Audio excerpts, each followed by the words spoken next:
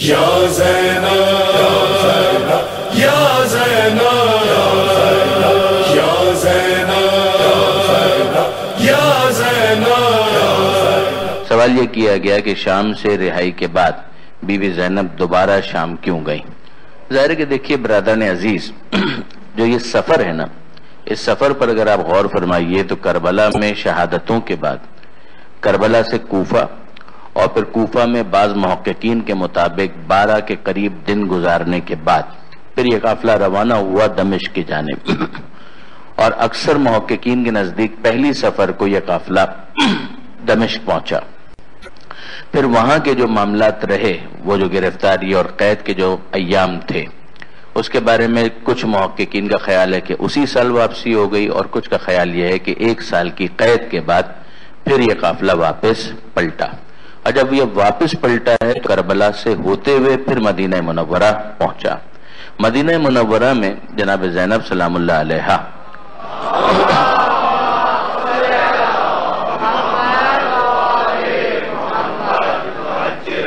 مسلسل ذکر حسین میں مصروف رہیں، امام مظلوم کے تذکرے میں مصروف رہیں۔ آپ خود اندازہ کر سکتے ہیں کہ جب یہ قافلہ واپس پلٹا ہے، پہنچا ہے، تو وہاں پر کون سا موضوع ایسا تھا کہ جس کی مرکزی حیثیت تھی؟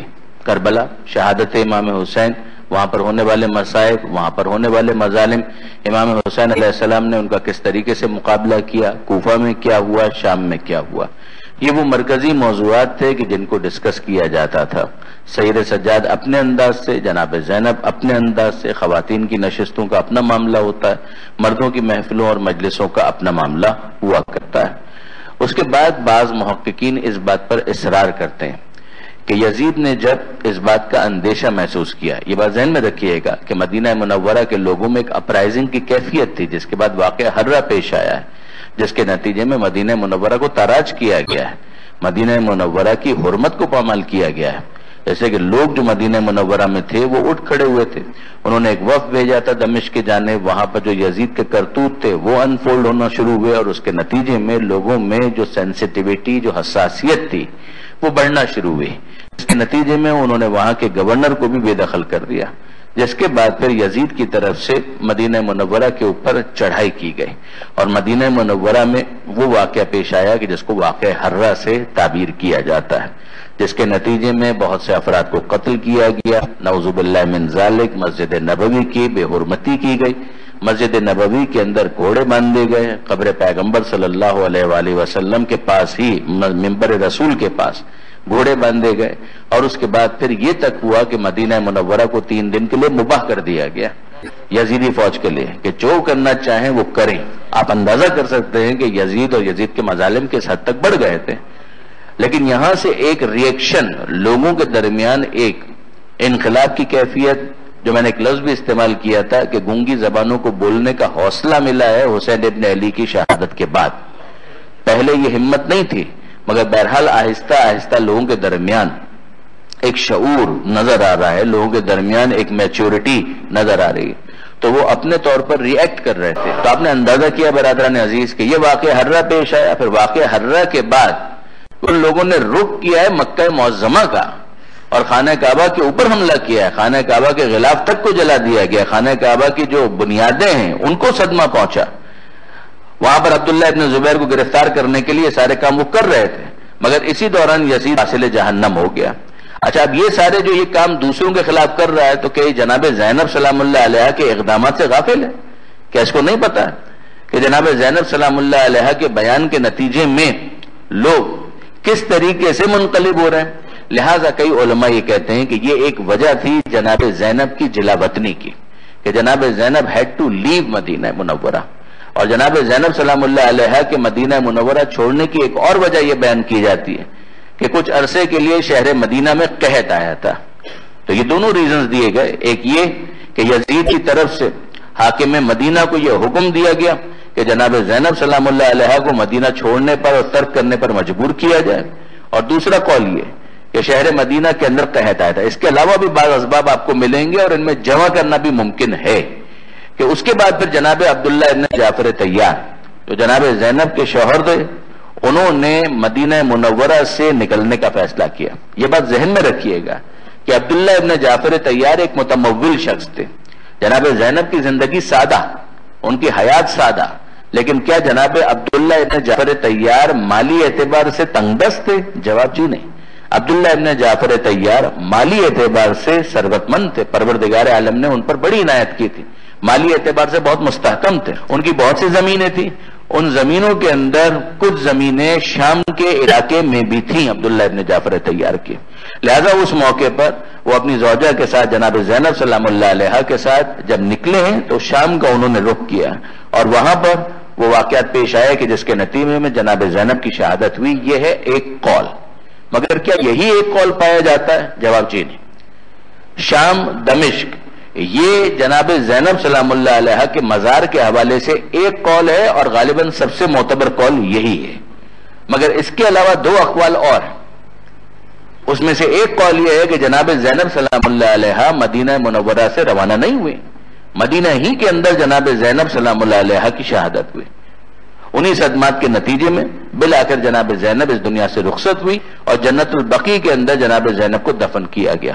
یہ قول ہو سکتا ہے کہ ہمارے نوجوان دوستوں میں سے کسی نے نہ سنا ہو، لیکن بعض علماء کا یہ قول بھی موجود ہے.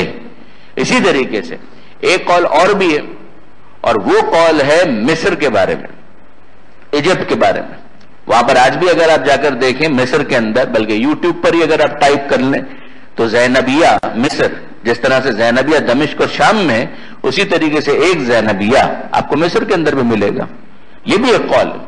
اور وہاں کے لوگ جو اگرچہ شیعہ نہیں ہیں اکثر، مگر بہرحال اس جگہ سے ان کو عقیدت ہے.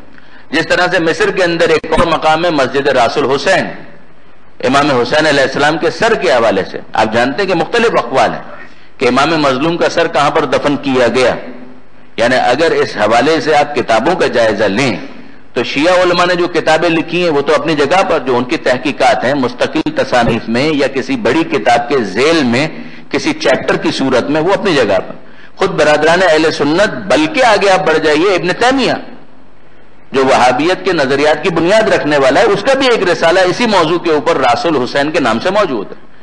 تو جو مختلف اقوال اگر آپ جمع کریں جو امام حسین علیہ السلام کے سر مبارک کی تدفین کے حوالے سے، تو اس میں آپ جانتے ہیں کہ ایک قول تو یہی ہے کہ جب یہ قافلہ پلٹ کر واپس آیا ہے تو کربلا معلہ میں امام حسین علیہ السلام کے سر کو چوتھے امام لے کر آئے تھے اور کربلا میں جہاں امام کی قبر تھی اسی میں امام کے سر کو جسد کے ساتھ ملحق کیا. یہ ایک قول ہے.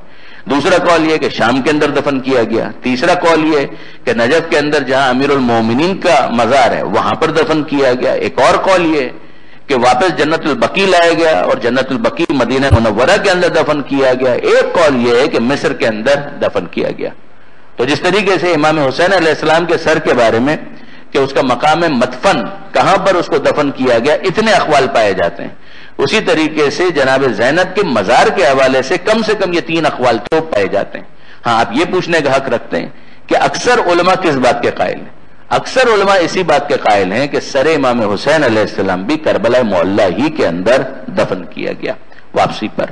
اور اسی طریقے سے اکثر علماء محققین اسی بات کے قائل ہیں کہ جناب زینب سلام اللہ علیہ کا مزار شام میں ہے، دمشق میں. پھر اس کے بعد ایک اور بحث شروع ہوئی.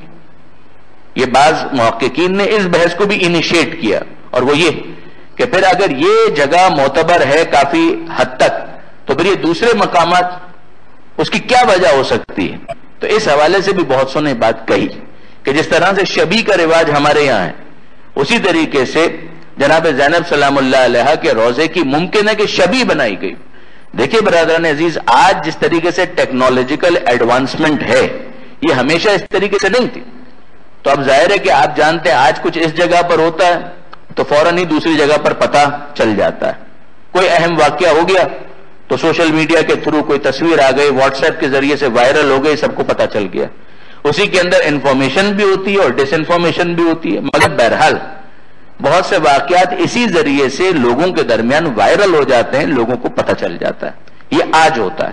مگر کیا ہمیشہ سے ایسا ہوتا رہا؟ ہمیشہ سے ایسا نہیں ہوتا رہا. پہلے ایسا نہیں ہوتا تھا. ایک واقعہ ہوا، دوسرے علاقے والوں کو پتہ بھی نہیں. زمانے گزر گئے، سال گزر گئے، صدیاں گزر گئیں، یہاں تک کہ نسلوں کے بدل جانے کے بعد بہت سے لوگوں نے اسی شبی کو اصل سمجھ لیا. یہ ہوا.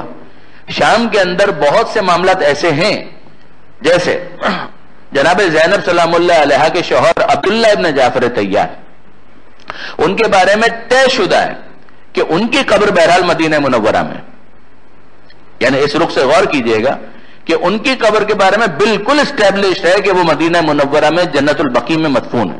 اسی میں ایک احاطے کے اندر عبداللہ ابن جعفر طیار کی قبر بالکل روشن ہے آج بھی کہ جناب عبداللہ ابن جعفر طیار کی یہ قبر. مگر اب آپ جائیے دمشق اور باب الصغیر چلے جائیے تو باب الصغیر کے اندر جہاں آپ کو بہت سی دوسری قبریں نظر آئیں گی، اسی میں ایک قبر آپ کو جناب عبداللہ ابن جعفر طیار کی بھی نظر آ جائے گی. اب یہ عبداللہ ابن جعفر طیار کی قبر یہاں پر کیسے آ گئی، جبکہ ان کے بارے میں تو طے ہے کہ ان کی قبر جنت البقیع میں ہے. تو اس کے بارے میں یہی کہا جاتا ہے کہ ممکن ہے کہ شبیہ کے عنوان سے، کیونکہ جناب زینب کا روضہ یہاں پر مشہور قول کے مطابق ہے، تو عبداللہ ابن جعفر طیار کی قبر وہ ایک شبیہ کے عنوان سے یہاں پر بنائی گئی تاکہ لوگ جا تو نہیں سکتے سفر کر کے مدینہ منورہ جانا، تو بہرحال ایک یاد تازہ رہے کہ جناب عبداللہ ابن جعفر طیار جناب زینب کے وہ شوہر نامدار ہیں کہ جن دونوں کی اس شادی کے نتیجے میں وہ بچے پیدا ہوئے تھے کہ جنہوں نے کربلا میں اپنے ماموں کے اوپر اپنی جان قربان کی تھی. یہ ایک انداز تھا کہ جس کے ذریعے سے ان یادوں کو باقی رکھا گیا. اسی طریقے سے بعض ازواج رسول، ان کی قبریں بھی آپ کو دمشق کے اندر ملیں گی. جناب ام حبیبہ کی تقریباً طے شدہ ہے کہ جناب ام حبیبہ دمشق کے اندر دفن نہیں، جناب ام حبیبہ ان کی قبر بھی جنت البقیع کے اندر ہے، مگر آپ کو وہاں پر بھی اگر آپ جائیں گے تو باب الصغیر کے اندر آپ کو مل جائیں گی. تو یہ معاملات اس طریقے سے ہیں. اصحاب کہف ان کی قبریں کہاں ہیں؟ 3 اقوال موجود ہیں، ان میں سے ایک دمشق بھی ہے. یہ الگ بات ہے کہ اس حوالے سے علماء کے جو اقوال ہیں، محققین کیا کہتے ہیں کہ کس جگہ پر ہے، لیکن آپ کو بہرحال اصل قبر کے عنوان سے یا شبیہ کے عنوان سے مل جائیں گے. تو جناب زینب کے بارے میں جیسا کہ جو سوال کیا گیا تھا وہ اصل سوال شہزادی کے بارے میں تھا، ثانیہ زہرا سلام اللہ علیہا کے بارے میں.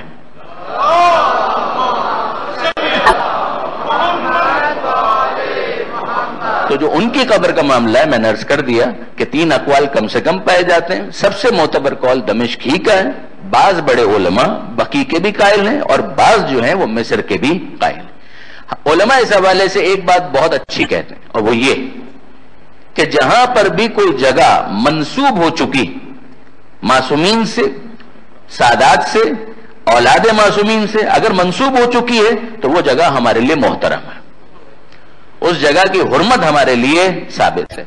لہذا فرض کیجئے کہ اگر اسٹیبلش ہو کہ یہاں پر شبیہ ہے فقط، مگر شبیہ ہونے کے اعتبار سے وہ جگہ اب آل محمد سے منسوب ہے، لہذا وہ جگہ ہمارے لیے محترم ہے، اس شبیہ کا احترام بھی ہم کریں گے.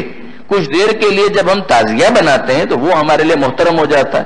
تو کسی جگہ پر اگر شبیہ بنا دی گئی ہے تو وہ بھی ہمارے لیے محترم ہے، اس کو دیکھ کر بھی اصل قبر اور صاحب قبر کی یاد ہمارے دلوں میں تازہ ہوتی ہے. مقصد یہی ہے.